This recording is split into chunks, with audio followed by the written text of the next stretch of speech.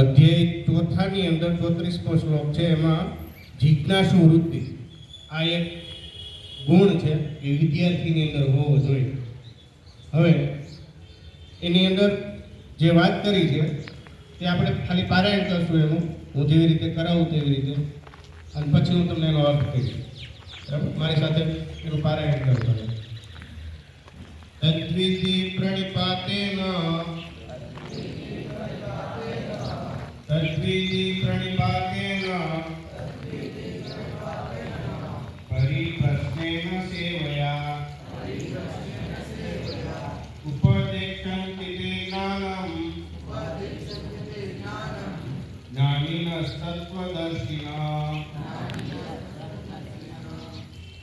આ શ્લોકની અંદર એવું કહેવામાં આવે કે ક્યાંય પણ આપણે જો વિદ્યા પ્રાપ્ત કરીએ, આપણે અંદર જિજ્ઞાસા વૃત્તિ લાવવી હોય તો એ છે એ પહેલાં તો જેની પાસેથી આપણે શીખવાનું છે એની આપણે વ્યવસ્થિત રીતે સેવાના ભાવથી કરવું છે. બરાબર?